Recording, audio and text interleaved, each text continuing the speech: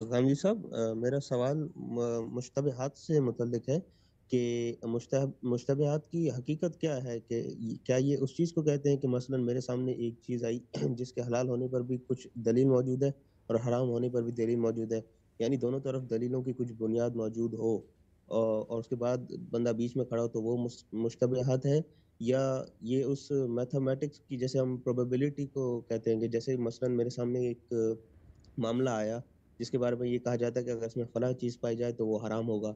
लेकिन वो फलाँ चीज़ पाई जाती है या नहीं पाई जाती है उसको मैं मुतय्यन नहीं कर पा रहा कि वो है, ना मैं प्रूव कर पा रहा हूँ, ना मैं डिस्प्रूव कर पा रहा हूँ। तो क्या ये भी जो एक तरह से मैथमेटिक्स प्रोबेबिलिटी में 50-50 ये भी क्या मुश्तबहात है? शुक्रिया और जी। अगर मुश्तबहात जो असल में दीन में मुश्तबहात है वो गुनाह हो, वो इसका इर्तिकाब इंसान कर ले तो क्या वो गुनाह होगा? अच्छा जी, बहुत शुक्रिया। दोनों चीज़ें हैं। यानी पहली मिसाल ये बता रही है कि ख़ुद किसी चीज़ के बारे ही में फ़ैसला करना मुश्किल हो रहा है। तो जो फ़ैसले अल्लाह ने या अल्लाह के पैगंबर ने सुना दिए वो तो हतमी हो गए, मालूम हो गया कि अल्लाह ताला ने फ़ैसला दे दिया। जैसे कुरान मजीद में खाने पीने की चीज़ों के बारे में जहाँ मुश्तबहात थे वहाँ अल्लाह का फ़ैसला सादिर हो गया।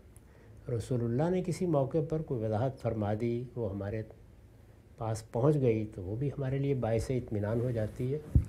लेकिन ऐसी चीज़ें भी सामने आती रहती हैं जिनमें ना अल्लाह ताला का फ़तवा मालूम होता है, न रिसालत मआब सल्लल्लाहु अलैहि वसल्लम की कोई बात हम तक पहुँचती है। तो वहाँ ये सवाल आज भी पैदा हो जाता है और क़यामत तक पैदा हो जाएगा कि इसमें क्या पहलू गलबा रखता है। और वो वही होता है कि एक ज़ाविये से देखिए तो मालूम होता है कि ये तो कुछ ऐसी चीज़ें से गिन आती है, और दूसरे ज़ाविये से देखिए तो मालूम होता है कि ये मेरा कोई तबई एहसास तो नहीं है, चीज़ अपनी ज़ात में तो कोई ऐसी बुरी नहीं लगती। तो क्या हुआ, वही बात जिसको इल्म की इस्तिलाह में कहते हैं कि एक मामला मुख्तमिरुल वजहैन हो गया है। यानी दो चीज़ें हैं, दोनों की जानिब दलील दी जा सकती है। तो जब इस तरह की सूरत पैदा हो जाए तो ये मुश्तबह होगा।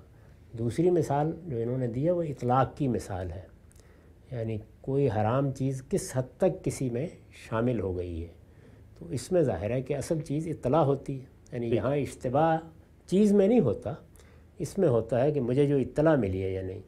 तो इत्तला क्या करती है, वो शक पैदा करती है, वो इश्तिबा पैदा नहीं करती, शक पैदा करती है। उसमें हमें ये तालीम दी गई है कि शकूक पर अपने किसी अमल की बुनियाद नहीं रखते। यानी जो यकीनी बात है बस उस तक महदूद रहिए और शकूक में ना ख़ुद मुब्तला हो ना दूसरों को मुब्तला करें। तो इस वजह से दोनों के बारे में रवैया अलग अलग होना चाहिए। ठीक है सर, बहुत शुक्रिया, बात वाज़ेह हुई।